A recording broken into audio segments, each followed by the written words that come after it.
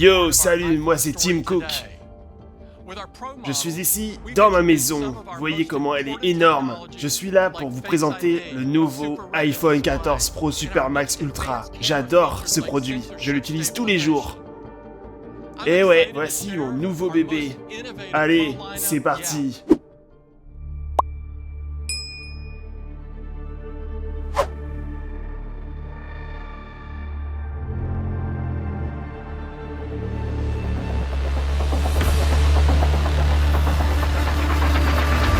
What's the move? Kinda wild out. Catch your move. She said, where you going? What's the move?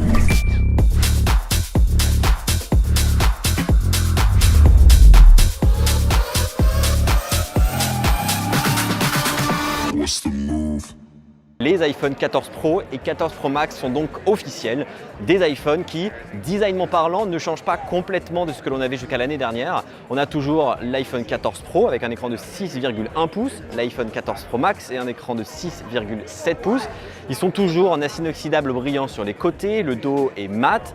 Dans 4 couleurs, on va avoir le Space Black qui est nouveau, on va également avoir le Silver, le Gold et un nouveau Deep Purple en lien directement avec le groupe de musique. Ces 4 coloris sont très sympas. Le Deep Purple est très profond et quand même ici, de ce que j'ai pu voir, ressemble un peu au Matte Black. Le module photo est un peu plus gros de ce que l'on avait jusqu'à présent dans la génération précédente des iPhone 13 Pro et des iPhone 13 Pro Max. On a toujours le port Lightning juste en dessous, pas encore d'USB-C, peut-être l'année prochaine, mais c'est pas pour cette année. Mais surtout, ce qui va changer, c'est quand on retourne le produit et qu'on regarde l'écran, l'encoche n'est plus là désormais. On a une pilule comme ce à quoi ça ressemble, mais surtout Apple lui a donné un nom très sympathique, Dynamic Island. On peut le traduire par l'île dynamique parce que c'est une petite pilule posée comme ça au-dessus de l'écran et qui flotte un peu sur une île. L'eau est donc représentée par l'écran, vous l'aurez compris. Dynamic Island, c'est vraiment quelque chose d'assez dingue sur l'interface parce que ça apporte une toute nouvelle façon de naviguer, d'interagir avec les notifications, l'interface, le son, Face ID, le paiement d'Apple Pay. Bref, il y a plein de nouvelles interactions qui arrivent et qui en fait démarrent par justement cette petite pilule et qui se terminent via cette petite pilule. Visuellement, elle est quand même assez massive,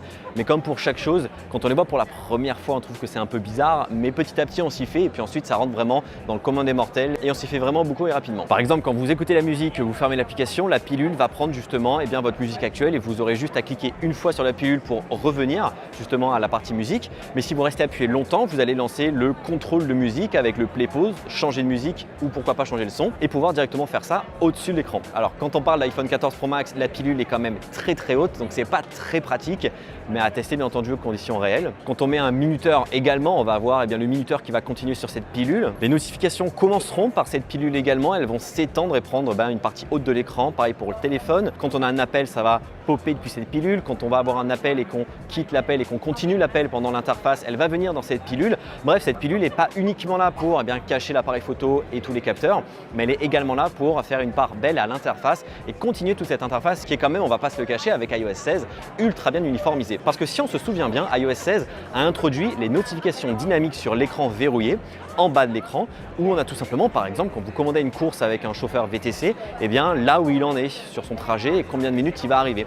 Ça, c'est sur l'écran verrouillé. Quand vous déverrouillez, cette notification dynamique ira sur l'encoche et vous aurez donc dans 4 minutes votre chauffeur arrive et je trouve que c'est ultra cool. Et si on a par exemple plusieurs applications allumées à la fois et qu'on a par exemple la musique, un minuteur ou GPS, ça va se séparer en petites bulles. On peut en avoir, si je ne me trompe pas, jusqu'à 5 petites bulles, dont une massive qui sera bien entendu l'encoche. Donc voilà, on pourra switcher d'une à l'autre et c'est quand même très cool. L'écran, bien entendu, 2 écrans, je le rappelle, 6,1, 6,7 pouces, des écrans beaucoup plus lumineux, jusqu'à 2000 nits. C'est 2 fois plus que la génération précédente que sont les iPhone 13 Pro et 13 Pro Max. Mais surtout, ils ont enfin un écran Always On Display, donc un écran toujours allumé même lorsque l'iPhone est en veille. Cet écran, il est dû tout simplement au fait qu'il passe en LTPO, qui permet d'avoir l'écran qui diminue jusqu'à 1 Hz et qui peut donc monter jusqu'à 120 Hz. On a via iOS 16, vous le savez, une toute nouvelle façon d'avoir un écran d'accueil verrouillé, avec des widgets, avec une nouvelle police d'écriture pour l'heure, pour la date, pour la météo, mais également les fonds d'écran qui vont pouvoir être un peu en effet 3D avec le texte qui va passer derrière. iOS 16 prend en compte justement cet effet-là et les iPhone 14 Pro et 14 Pro Max également. Si vous avez votre iPhone avec un fond d'écran effet 3D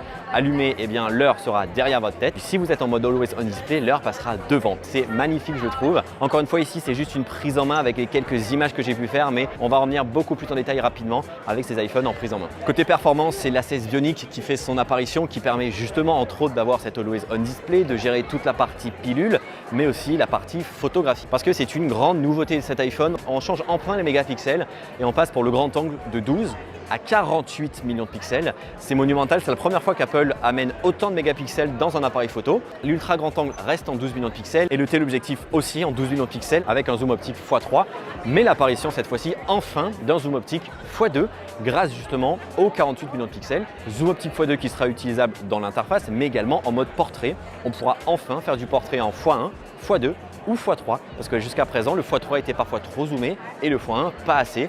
Là on a un juste milieu et c'est très cool. Les optiques seront plus grosses, donc on a beaucoup plus de lumière qui vont rentrer dedans et on a un quad pixel sensor qui va tout simplement nous permettre d'avoir 4 pixels combinés pour en faire plus qu'un et donc permettre d'avoir des photos 4 fois mieux définies que ce que l'on a aujourd'hui dans les iPhone 13 Pro. Mais surtout que ce soit le nouveau processeur et ses nouveaux capteurs, on va avoir des meilleures performances en faible luminosité.